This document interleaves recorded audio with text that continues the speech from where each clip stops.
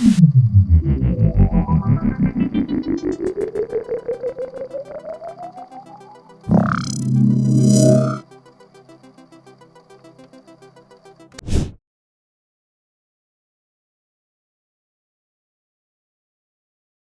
Democratic Congresswoman from New York, Alexandria Ocasio-Cortez. Congresswoman Ocasio-Cortez, thank you so much for being here on, well, a day that will go down in the history books. Thank you for having me. Let's just start with what it was like to bear witness to this Republican fracture firsthand on the floor of Congress. How did you leave the chamber today? You know, I was honestly surprised. I did not think that Kevin McCarthy was going to have the votes in the first round, but I didn't think that it was going to be as catastrophic for him as it actually was. I think one of the things that we saw was, we saw that there were reports of there being up to 20 holdouts on the Republican side, except usually in the 24 to 48 hours before a vote, there are a lot of negotiations that happen, and Kevin McCarthy was engaging in some of those negotiations in order to bring that number down. Now, I didn't think he was going to have the vote at all, but we at least thought that that number would be less. But to get into the high teens, in nearly 18, 19 members refusing to support his speakership is an astonishingly high number. And I think it very much speaks to the lack of faith among elected Republicans that they have in Kevin McCarthy's speakership. And for him to have several months since the November elections and still not be able to clinch it, I think is very much a testament to a lack of leadership. This also signals to everyone what we already knew, right? This was the easiest lock. If you're like even a little bit familiar with American politics, if you're even a little bit familiar with the Republican Party and how it operates, especially in the House of Representatives, you would know that they were 1,000,000% going to do this. They were going to have issues whipping votes when they have such a slim majority in the House of Representatives for any kind of package, any kind of bill that they have, because the Tea Party, which they did this even under Donald Trump, will absolutely run the conversation. And it is very surprising to see that. But in the contrast on the Democratic side, we didn't have a single defection. And that unity is very much going to help us in, hopefully being able to secure some procedural wins and take advantage of certain moments. And I definitely want to return to that topic in terms of the Democratic unity and the conversations that have been happening inside the caucus. But it did not go unnoticed, shall we say, on the internet and elsewhere, that you were on the floor having some conversations with Republicans, including Matt Gaetz and Paul Gosar. Can you enlighten us at all as to what those conversations were like? And is there any hope that you guys work together to get Hakeem Jeffries elected as Speaker of the House? I think in chaos, anything is possible, especially in this era. It is unlikely, but there's always a possibility. I do think that in terms of some of those conversations, listen, some of us in the House of Representatives are independent in certain ways from our party. And I do believe that in some of those conversations, there are things that are happening on the floor. These machinations are happening on the floor. And sometimes the leadership of your party, in this case, the Republican Party, will be making claims in order to try to twist arms and get people in line. And a lot of times, information and truth is currency. So sometimes to be able to fact check some of the claims that McCarthy is making, whether Democrats are going to defect or not, et cetera, is important in order to keep him honest and to keep people honest in general. And so, I think what was important today was to send the message that we were united behind Hakeem Jeffries as the now minority leader or as leader of the Democrats, and that there would be no defections, that Democrats are here, we're not going anywhere. And if they want to play ball, we're open to that. That's going to make a lot of people, I think, on one side of the aisle very happy and a lot of people on the other side of the aisle very concerned. Is it your sense that there is a plan that the Freedom Caucus has? I mean, there's a real question about who's driving who's running the operation here, who's driving the bus. Is it Kevin McCarthy or is it, Andy Biggs and Paul Gosar and Matt Gaetz? Well, I think one of the central challenges here is that in Kevin McCarthy's speaker run, within the Republican caucus, there was no number two. The Republican caucus did not really have a full-throated race for speaker. There was no challenger in the last 2 months that has emerged, and I do believe that that is the central Republican problem. Whether McCarthy pulls this through or not, the core concern here is who would ascend to that seat. I do not believe that Kevin McCarthy has the votes. I believe that a lot of the opposition to him is very personal. I believe his leadership style is incompatible with a lot of Republican members and certainly the Democratic caucus. And so I think that is the central question. If not him, then who? You have certain members of the Freedom Caucus who have, of course, nominated other people, but the rest of the Republican Party will not rally, I believe. They will not coalesce under Jim Jordan. Jim Jordan himself doesn't want it. They will not coalesce under someone like Andy Biggs. And so the question is there anyone in their caucus that can build that consensus? If there isn't, McCarthy's team may have to come to the Democratic Party. And if that's the case, then what would that even look like? It's rather unprecedented. Could it result in a potential coalition government? Could we get Democratic chairs of committees as a result? We don't know. But ultimately, What do you think of the forced to vote people using this as proof they were right? I mean, I hate to admit this because it usually gets all the cranks in here to yell at me, but like, if anything, this literally shows that they were wrong. And it doesn't, I mean, you're not going to be able to like actually get them to recognize that because they are more so just motivated by, they're just motivated by like wanting to feel like they're right and just the anger that they feel. This is literally a perfect demonstration of why forced to vote would be stupid. I mean, we called this. Like what they wanted to do was put a Medicare for all bill on the floor. Like that was one of the concessions that they wanted, which would have gotten eviscerated. What would voting on Medicare for all done? I still haven't seen an actual adult answer this basic question. Lamau, Biden ran as an anti-Medicare for all candidate and he won. Like, what were they even talking about? Exactly. And at the time I told you, like, if that concession came through, all it would have showed to like everyone in the media, especially after Joe Brandon won as the anti-Medicare for all candidate, all it would have shown for people was proof that like no one wants this. No one wants this. Americans don't want this. When Americans do, as a matter of fact, want it. Like, it would have been a horrible way to advocate for Medicare for all. You know what I mean? To put them on the record, I know, but like we already know that they don't want that shit. Like we know. Joe Brandon very much said he was on the record when he said he's running against like Medicare for all. They are on the record. They're very much on the record already.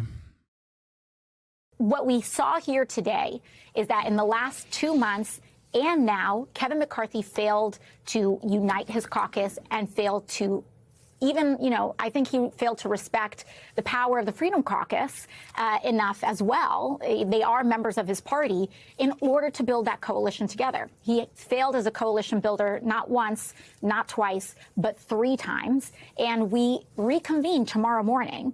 And I'm not quite sure what he could or would do that would change the calculus between today and tomorrow. Nope. And that's a huge question. We know that well, we know that there's not really much he could do, and he hasn't. And the more this goes on, the more he hemorrhages support, which is awesome. Okay, absolutely dope. Ultimately, 7,000 boxes of pizza were delivered to McCarthy's office, which suggests it's going to be a long night of negotiating. You suggested that Democrats are open to any overtures from McCarthy's office. Have there been any?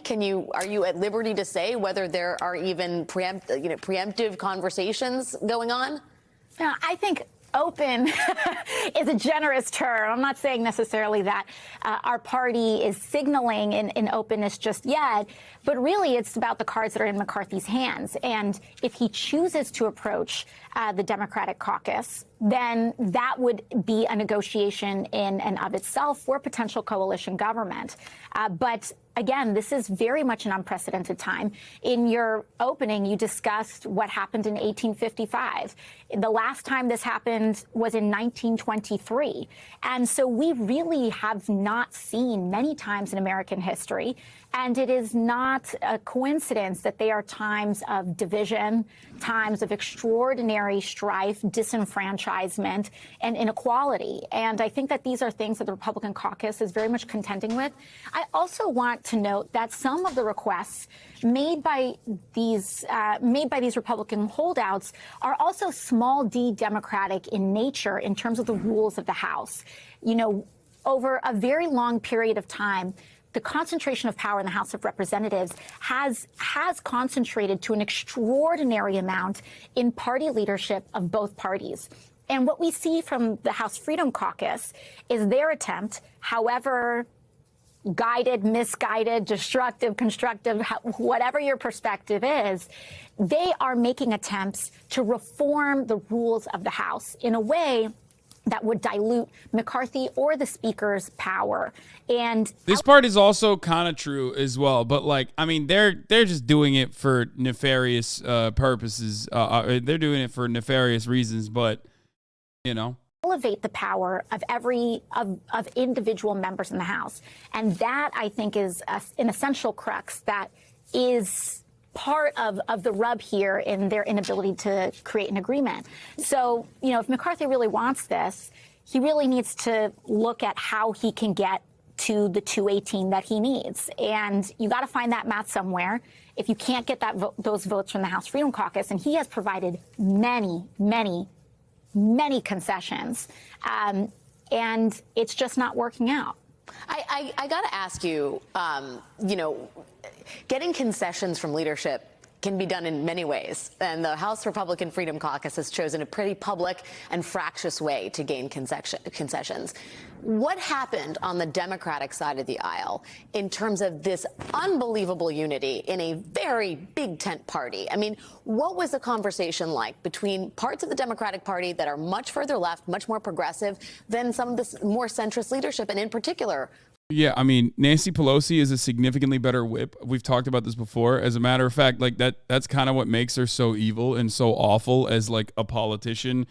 If we're thinking about it in terms of like helping the American population, and you know, meeting their needs or demands, right? But she is a very good whip. She's a very good fundraiser, and she's a very good whip. And she whipped the shit out of the party. It was like out of the question. Hakeem Jeffries, the new leader. Can you talk a little bit about that? Yeah, you know, I think there are a couple of things that are happening right now. One is that in order for us to take advantage of the fracturing on the Republican side, we have to operate as a full entire bloc. This margin is extraordinarily slim. We're talking about a margin of 4 votes. Yeah, they want committee positions. Matt Gaetz wants the chair of Armed Services Subcommittee. Representative Andy Harris wants to head the Appropriations Subcommittee on Health and Human Services. 4 out of 9 Rules Committee seats to be hardline conservatives. That's like what they're looking for. Yeah, they want committee positions on top of like other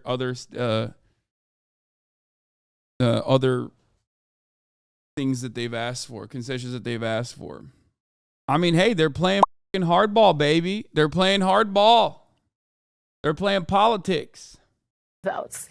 And so if they get to a point where they lose 4 or 5 votes and we stay 100% united, then there are possibilities where if it's not this vote, it could be other votes. There are procedural moments in the House where you can prevent in their case, catastrophic legislation from coming to the floor if we remain united. I think some of these conversations coming forward is an acknowledgement of the severity of this point in history. We are talking about a very real danger in a Republican-controlled House. And that could mean that a very narrow, slim margin of 4 to 5 votes could have implications on whether we can raise a debt ceiling. It could have implications even on the 2024 election. And January 6th was all about the refusal to certify every state's election results. And it is no secret that Republicans have indicated that there are several who are willing to do it again. They are willing to reject certification of a presidential election if they do not like the results.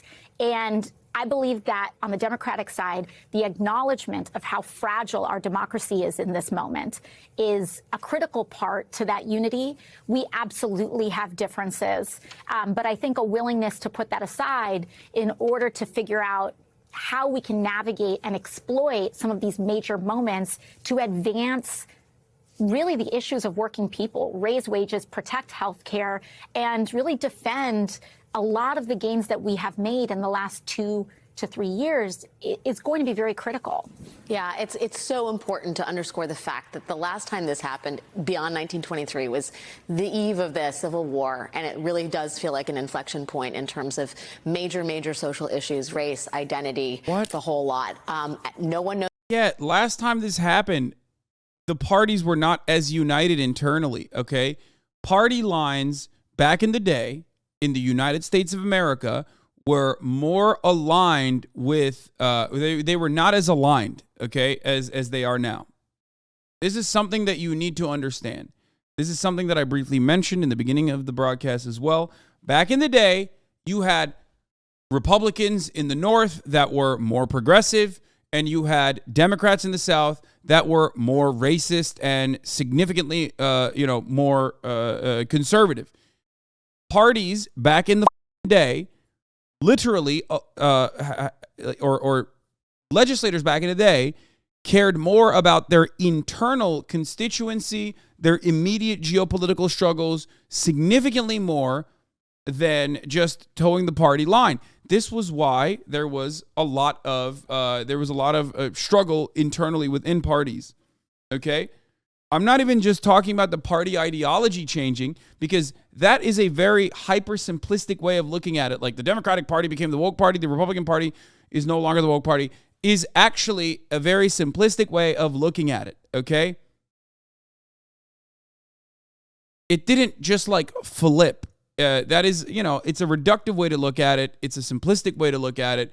It's not wrong, okay? It's not completely wrong to say that, but it was way more complicated than that, okay?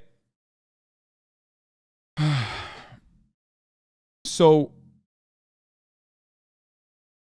somebody on ABC earlier said this reminded them of January 6th. It does, but in the funniest way possible.